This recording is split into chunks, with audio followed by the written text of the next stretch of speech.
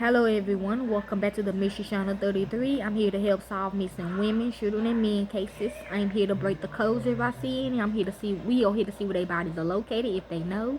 And we also here to see if they're alive, deceased, body suited, exchange your ethnicity or misidentity. You already should know who's involved. Okay, so let's begin. This is actually my son, me and my ex-husband Hussein's son. See, last night I was watching the movie E from 1990. Remember I talking to you about Georgie? Okay, I will if I remember. So I finally found him. That wasn't even Jeremiah. That was actually a son of me and his that actually got killed by a clown. Okay, but his name is Alexander Olive. Alexander Olive, okay? This is how he looks. Okay? His real name is Alexander So Oliver. Nicknames Alex Salam Robertson. Location South Lake Tahoe, California. Date when he went missing November the 9th, 1985.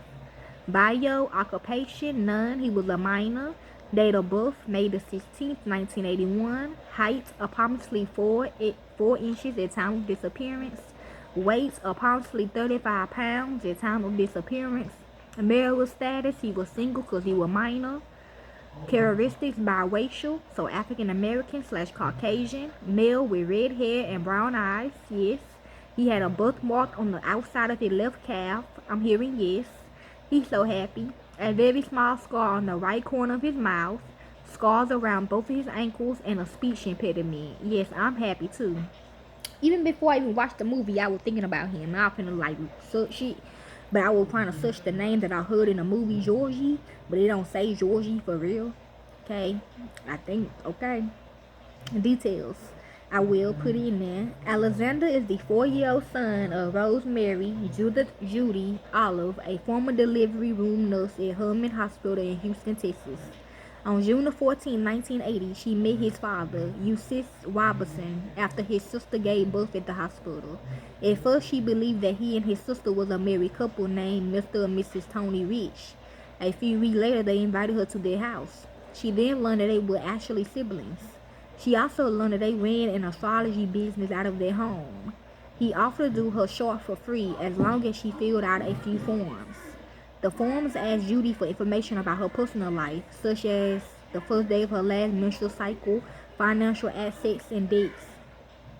She was invited back for dinner exactly 22 days later. Okay, let's see what they trying to get to though. She did not realize that the date had been carefully selected based on her menstrual cycle.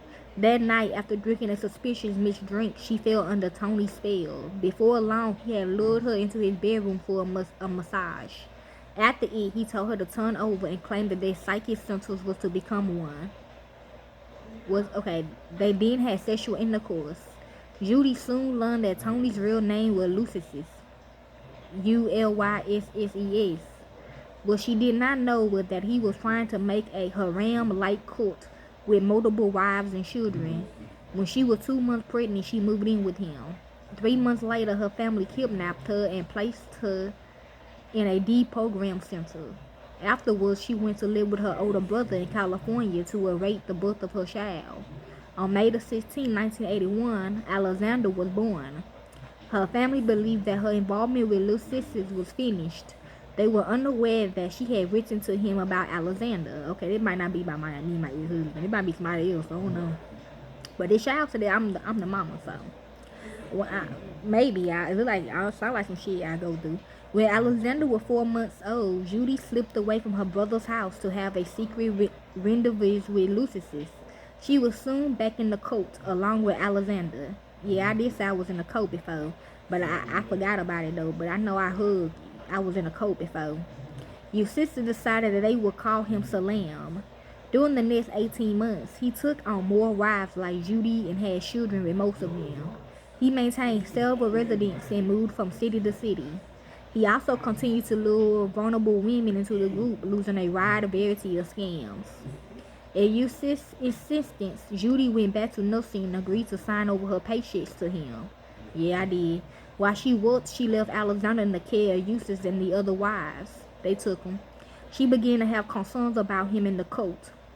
In 1985, she remained in San Francisco while Uses moved the family to Seattle, Washington. While there, he and one of his wives was arrested for child abuse. Alexander was placed in foster care and Ulysses fled. He dispersed his family to several locations, including Sacramento, which was where Alexander was taken. After the abuse charges, Judy began to look for shelter where she could escape with Alexander. However, she was still working in San Francisco and could only visit him on weekends. During one visit, she was horrified to find User packing a gun and acting extremely paranoid. Incredibly, he begged that he had hung Alexander by his ankles to drive out a demon. Sound like them.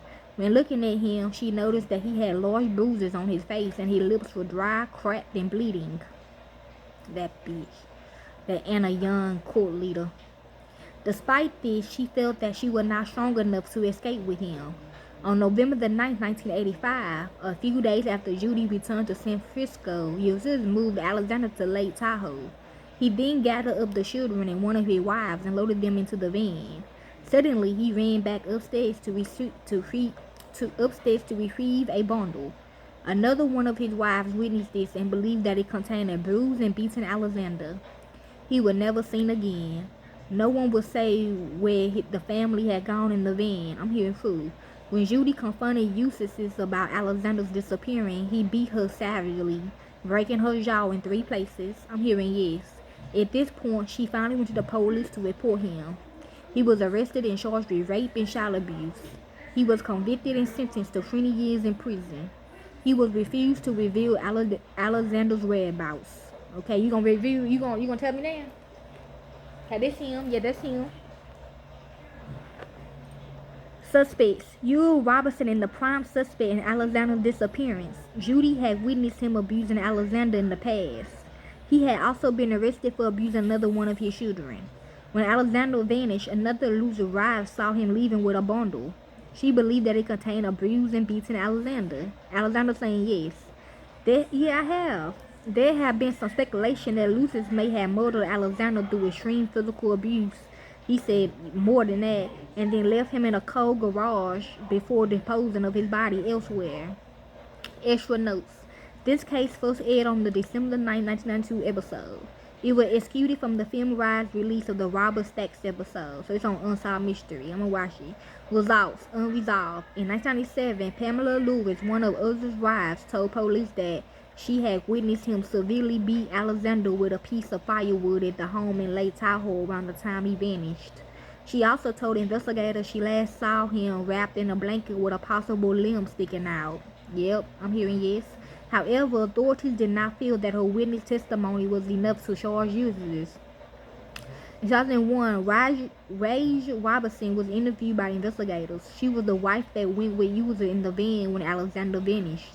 She claimed that she had seen him beat Alexander in the garage that day. She also claimed to have seen Alexander's body floating in a bathtub. I'm hearing yes. She told police that she was then forced by users to help him take Alexander's body to a van. He forced her to close her eyes as he drove for several hours to get rid of Alexander's body. After that, he threatened to kill her if she went to the police. Another picture of him. DNA testing done in 2001 proved that Alexander's blood was on clothing found in User's van in 1986. Okay, so he said basically I was sold to him. This helped authorities to charge User with his mother in October. However, he was not tried until fall 2009. He was not tried. Prosecutors believe that Alexander was beaten to death by him simply because he had soiled his pants, from rape. Other former members of the court claimed that he was targeted the most for abuse by User because he was biracial and small. True. Some of the User's other children also claimed that he had abused them. I'm hearing no. Another wife testified that shortly after Alexander's disappearance, he had claimed that Alexander was gone and would not be coming back. Several witnesses testified that they had seen Alexander alive for several years after his disappearance. Some witnesses even claimed to have seen him as recently as 2001. However, most of these witnesses were strangers. Some had seen the broadcast and called a telecenter. In December 2009, Users was convicted of second-degree murder. He was sentenced to 15 years to life in prison. Yeah, that makes sense because I know I was trying to help my son. So second-degree murder means it was 2 involved, 2 murder, okay? He was sentenced to 15 years in life in prison. He was denied parole 2015. Fragile Alexander's remains have never been found. He's giving it to us now. It is believed they are located in a remote location, a 2 or 3 hour drive from South Lake Tahoe. Okay. If you like to help with this case, y'all can. I don't do it for the fame or the money. I do it for this what I love to do. And to the real families of these victims, corporate America will set y'all up. Thank y'all. Peace. Be safe.